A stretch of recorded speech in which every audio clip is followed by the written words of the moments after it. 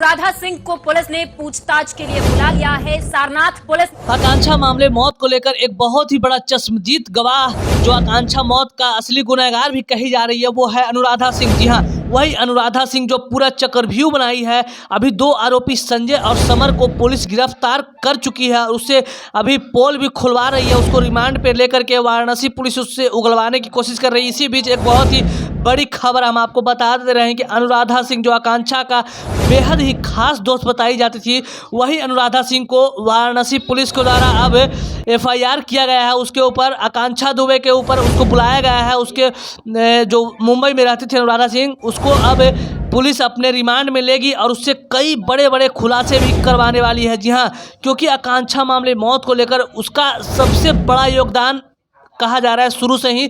और हम आपको जानकारी के लिए एक बात बता दें कि आकांक्षा दुबे की मां मधु दुबे के ऊपर अनुराधा सिंह ने मानहानि 1 करोड़ रुपए का मुआवजा ठोका है और बताया कि आकांक्षा की मां बहुत ही ज़्यादा झूठ बोल रही है, सरेआम झूठ बोल रही है। अनुराधा सिंह का कहना है कि आकांक्षा दुबे की मां ही खुद असली गुनहगार है आकांक्षा का, क्योंकि आज तक चुप क्यों बैठी थी इतना दिनों से। आकांक्षा के ऊपर जब समर सिंह प्रताड़ित कर रहा था, उसको काम करवा करके पैसे नहीं दे रहा था, तो उसको कहना है अनुराधा सिंह का, वो क्यों नहीं सोशल मीडिया पे आकर बात कर रही थी और अपनी बेटी के लिए जो सच्चाई बात है वो क्यों नहीं बता पा रही थी। ये कहना है अनुराधा सिंह का। अनुराधा सिंह कह रही है कि जो पूरा मधु दुबे आकांक्षा दुबे की मां है वो सिर्फ और सिर्फ पैसे ऐंठने के लिए समर सिंह से ये सब काम कर रही है ताकि उसको 2-3 करोड़ रुपये मिल जाएं। और क्योंकि उसकी बेटी को जाने का उतना गम नहीं है, बल्कि उसको सबसे ज़्यादा अगर किसी चीज़ की लालच है तो सबसे बड़ा पैसा है। इसी बीच वाराणसी पुलिस सारनाथ थाने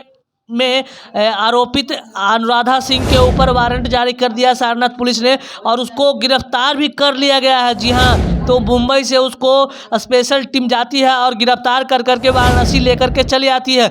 और आशा तो ये भी लगाया जा रहा है कि अनुराधा सिंह किसके इशारे पे मुंबई से चलकर वाराणसी आई थी और अनुराधा सिंह तब तक वाराणसी में रुकी रही तब तक जब तक आकांक्षा दुबे का जो पूरा बॉडी है वो जल नहीं जाता है। और वो किसी को वीडियो कॉल के माध्यम से किसी को दिखा रही थी उसकी बॉडी को, यानी बता रही थी कि अभी आकांक्षा दुबे का बॉडी पूरा नहीं जल गया है। और जैसे ही आकांक्षा का बॉडी जल जाता है वैसे ही बिना आकांक्षा के घर जाए बिना, यानी भदोई नहीं गई अनुराधा सिंह, न ही उसके माँ से मिली आकांक्षा की माँ से, न ही उसके पिता से, यानी कि आकांक्षा के कोई भी परिवार से बिना मिले हुए सीधा दूसरे व्यक्ति के साथ वो चली जाती है और एक झलक भी उसके सामने बात भी नहीं करती है आकांक्षा दुबे के माँ से, ना ही उसका दुख दर्द जानने का प्रयास करती है। तो इससे साफ साफ यही साबित होता है कि अनुराधा सिंह इसमें बहुत ही बड़ी आरोपी साबित हो सकती है, क्योंकि जिस प्रकार से आकांक्षा दुबे की माँ बार बार कर रही थी कि सारनाथ पुलिस को मैं बार बार बोली हूँ अनुराधा से